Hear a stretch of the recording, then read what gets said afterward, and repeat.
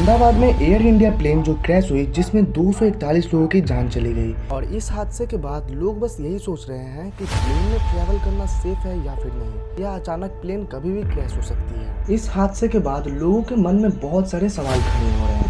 तो आज के इस वीडियो में जानने वाले हैं प्लेन क्रैश क्यों होती है और इसके पीछे का रीजन क्या है, और क्या प्लेन में ट्रैवल करना सही में सेफ है या कभी भी प्लेन क्रैश हो सकती है। दोस्तों, बात की जाए तो कोई भी प्लेन, दुनिया में कोई भी प्लेन 100% एक्सीडेंट प्रूफ नहीं होती। प्लेन एक्सीडेंट कोई भी लापरवाही के कारण हो सकती है। दुनिया में जितने भी प्लेन हैं वो बेहद ही जटिल मशीन है।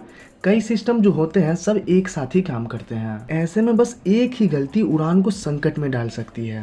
कभी हवा में टक्कर तो कभी समुद्र में गिरा है प्लेन, और कभी पायलट के गलतियों से हुई है प्लेन क्रैश। लेकिन प्लेन क्रैश होते कैसे हैं? क्या ऐसी चीज है जिससे प्लेन क्रैश हो जाती है? वैसे तो प्लेन में ट्रेवल करना बहुत ही सेफ माना जाता है। इंटरनेशनल एयर ट्रांसपोर्ट एसोसिएशन के अनुसार विमान क्रैश होने का आवश्यकता केवल 110 करोड़ में से सिर्फ एक का होता है, और इससे आप अंदाजा लगा सकते हो कि प्लेन में ट्रेवल करना हम लोगों के लिए कितना सेफ माना जाता है। लेकिन कोई ना कोई कारण से कभी ना कभी प्लेन क्रैश हो ही जाती है। मैंने आपको पहले ही बताया था, कोई भी प्लेन 100% एक्सीडेंट प्रूफ नहीं होती है। कभी ना कभी एक्सीडेंट हो सकता है। हादसाओं में प्रमुख कारण इंजन फेलियर, एटीटी की चूक और लोडिंग में गलती के कारण हो सकती है, और पायलट की भी गलतियां से होते हैं प्लेन क्रैश, या मौसम में खराबी के कारण भी प्लेन क्रैश हो सकती है। दुनिया का सबसे पहला प्लेन एक्सीडेंट 17 सितंबर 1908 में वर्जीनिया के फोर्ट मायर्स में हुई थी। 75 फीट के ऊंचाई पर प्लेन का प्रोपेल टूट गया था, उसके कारण उसका हादसा हुआ। चरखी दादरी प्लेन हादसा 1996। अब तक की सबसे बड़ी प्लेन हादसा के बारे में बात करें तो